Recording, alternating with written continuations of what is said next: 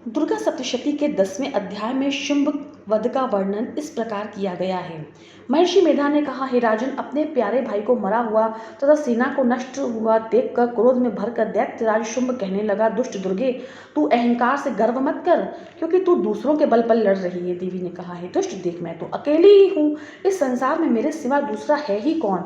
यह सब मेरी शक्तियाँ हैं, देख, यह सब मुझ में ही प्रविष्ट हो रही हैं। इसके पश्चात ब्राह्मणी आदि सब देवियाँ उस देवी के शरीर में लीन हो गईं और देवी अकेली रह गई। तब देवी ने कहा, मैं अपनी ऐश्वर्य शक्ति से अनेक रूपों में यहाँ उपस्थित हुई हूँ, उन सब रूपों को मैंने समेट लिया है, अब अकेली ही यहाँ खड़ी हूँ, तुम भी यहीं ठहरो।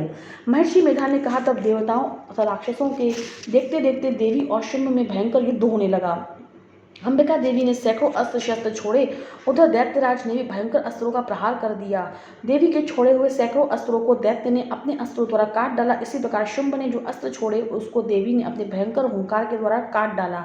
दैत्य ने जब सैकड़ों बाण छोड़कर देवी को ढक दिया तो क्रोध में भरकर देवी ने अपने बाणों से उसका धनुष काट डाला। धनुष कट जाने पर दैत्येंद्र ने शक्ति चलाई, लेकिन देवी ने उसे भी काट कर फेंक दिया।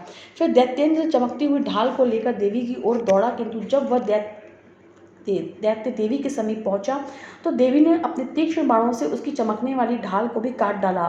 फिर दैत्येंद्र का घोड़ा मर गया, रथ टूट गया, सारथी मारा गया। तब वह भयंकर मुदगर लेकर देवी पर आक्रमण करने के लिए चला, किंतु देवी ने अपने तीक्ष्ण बाणों से उसके मुदगर को भी काट दिया।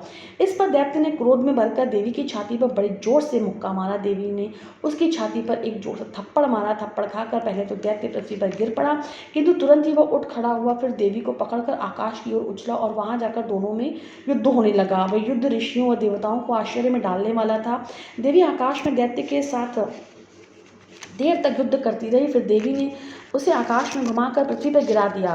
दुष्टात्मा दैत्य पुनः उठकर देवी को मारने के लिए दौड़ा। तब उसको अपनी ओर आता हुआ देखकर देवी ने उसकी छाती विदीर्ण करके उसको पृथ्वी पर पटक दिया। देवी के त्रिशूल से घायल होने पर उस दैत्य के प्राण पखेरु हो गए और उसके मरने पर समुद्र, द्वीप, पर्वत और पृथ्वी सब कांपने लग गए। तदंतर उस दुष्टात्मा के मरने पर संपूर्ण जगत प्रसन्न व स्वस्थ हो गया तथा आकाश निर्मल हो गया। पहले जो उत्पात सूचक मेघ और उल्कापात होते थे वह सब शांत हो गए। उसके मारे जाने पर नदियां अपने ठीक मार्ग से बहने लगीं। संपूर्ण देवताओं का हृदय हर्ष से भर गया और गंधर्वनियां सुंदर ज्ञान नाच करने लगीं। गंधर्व बाजे बजाने लगे और अप्सराएं नाचने लगी। पवित्र वायु बहने लगी। सूर्य की कांति स्वच्छ हो गई। यज्ञशालाओं की बुझी हुई अग्नि अपने आप प्रज्वलित हो उठी और चारों दिशाओं में शांति फैल गई।